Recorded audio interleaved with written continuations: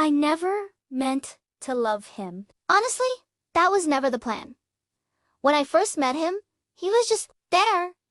Not someone I noticed in that way. Not someone I ever imagined falling for. He was a friend of a friend, you know. The kind of guy who just blended into the background of a crowded room. Someone who laughed a little too loud. Someone who just seemed to show up everywhere without even trying. At first, our conversations were simple. Safe.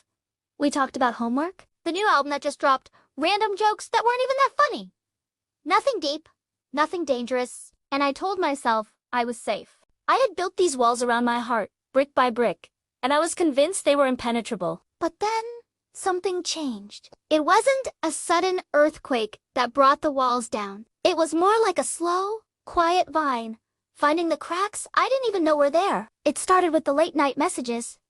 The kind that begin with a simple, innocent, "Are you still awake?" The kind that slowly, sneakily, turn into hours without you even realizing it. Suddenly, 3 in the morning felt like the middle of the day. He listened.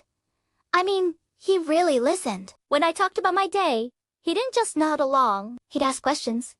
Remember the little details I'd mentioned. When I laughed, he seemed to remember what made me laugh. And when I was quiet, when the world felt too heavy, he noticed. He wouldn't always have the answers, but he'd just be there, a steady presence on the other end of the line. And that scared me. It terrified me, actually. Because I had promised myself I wouldn't fall for anyone again. Not after what I'd been through. Not after learning the hard way how much love can hurt. The scars were still there. Faint, but real. So I started telling myself lies. Little whispers, in the dark, to keep the feelings at bay. He's just a friend. I don't feel anything. This is just a phase. It'll pass. I'd repeat these phrases like a mantra, hoping that if I said them enough, they would become true. I tried to pull back, to create distance. I'd leave his messages on read for a little longer, make excuses not to hang out. I was fighting a battle against my own heart, and I was determined to win.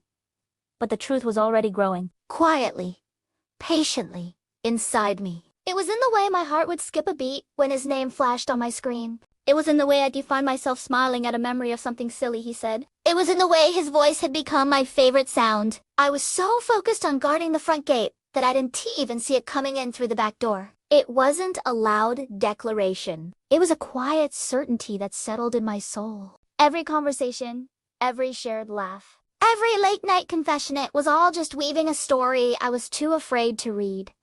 I told myself it was nothing, just a fleeting connection. But deep down, I knew. I knew this was different. I remember one night, we were talking about our dreams, our biggest fears. And in that moment of raw honesty, looking at him, I realized I wasn't just looking at a friend anymore. I was looking at the person who saw me, truly saw me, behind all the walls and all the defenses. The person who made me feel safe enough to be vulnerable again. And in that moment, all the lies I had been telling myself just fell away. They were pointless. The feeling was already there, rooted so deep it had become a part of me. I never meant to love him. I fought it with everything I had. But maybe, just maybe, some things aren't meant to be planned. Maybe the best things in life are the ones you never see coming. And I didn't see him coming at all. I never meant to love him. Honestly, that was never the plan. When I first met him, he was just there. Not someone I noticed in that way. Not someone I imagined falling for. He was a friend of a friend, part of the background noise of my life. Someone who laughed too loud at parties. Someone who just seemed to show up everywhere without even trying. At first, our conversations were simple, almost forgettable. We'd talk about homework, what music we were listening to, random jokes that were funny in the moment but faded by the next day. It was nothing deep, nothing dangerous. I told myself I was safe. This was just a casual friendship, a harmless interaction. I was in control. But then, something changed. It wasn't a single, dramatic moment. It was more like a slow, quiet shift that I didn't even notice at first. It started with the late-night messages. You know the kind. The ones that begin with a simple, "Are you still awake?" Those messages would slowly turn into hours without either of us realizing it. Suddenly, it was 3 a.m. And we were still talking about everything and nothing. And he listened. I mean, he really listened. When I talked about my day, he didn't just nod along. He'd ask follow-up questions. When I told a story, he remembered the little details I'd mention. When I was quiet, he noticed. He wouldn't push, but he'd just be there, letting me know he saw me. And that scared me. It terrified me, actually. Because I had promised myself I wouldn't fall for anyone again. Not after what I'd been through. Not after learning firsthand how much love can hurt. How it can break you in ways you never thought possible. So, I started building walls. I told myself lies to keep my feelings at bay. He's just a friend. I'd repeat like a mantra. I don't feel anything. This is just a phase. It will pass.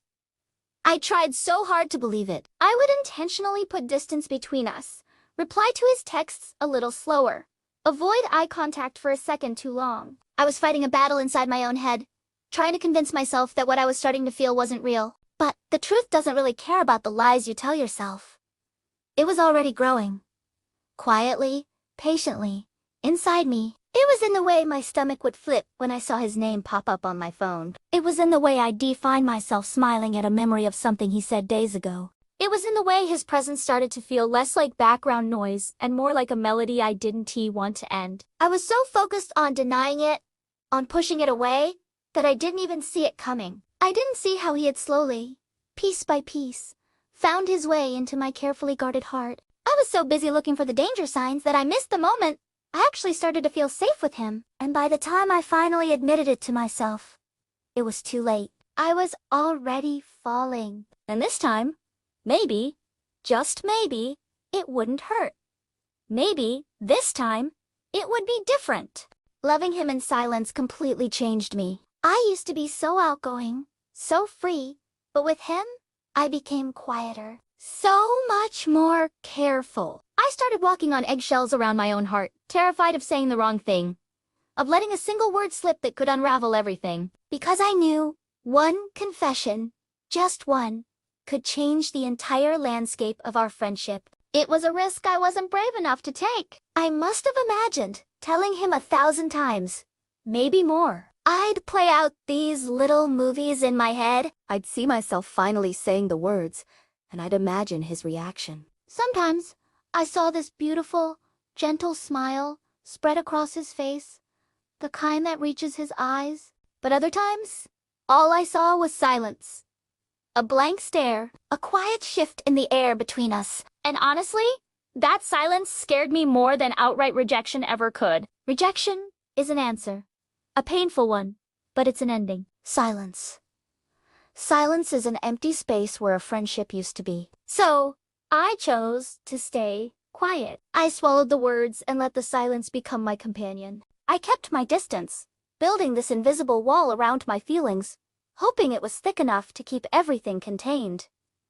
But love is a funny thing. It doesn't really care about walls. It seeps through the cracks. And then, one day, the strangest thing happened.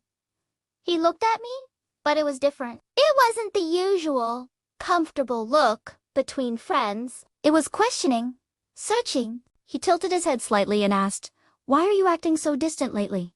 Is everything okay?" And in that one, Shimpuru momento with his genuine concern hanging in the air, everything clicked into place for me.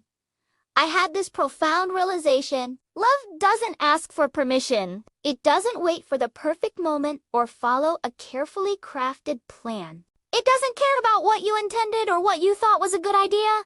It just happens. I never, ever meant to fall in love with him.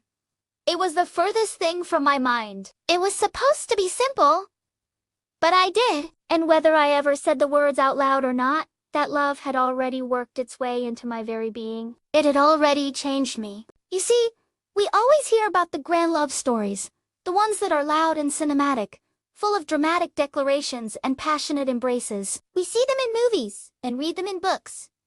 But some love stories aren't like that at all. Some are quiet. They unfold in the silent spaces between words, in held glances and unspoken thoughts. They become quiet lessons for the heart, teaching us about our own capacity for feeling, our own strength, our own fears. And that's what this was for me. It was a quiet lesson. Sometimes, the love you never planned for, the one that catches you completely off guard, becomes the very one that teaches you the most about yourself. It shows you the depths of your own heart. It teaches you about courage, even the courage to stay silent. It teaches you about letting go. And even if it was never meant to be, even if the story never gets its loud, dramatic ending, the transformation it creates within you is real. That love, the quiet love, it stays with you forever. Thanks for listening. If this resonated with you, maybe give this video a like and subscribe for more stories about the heart. See you next time.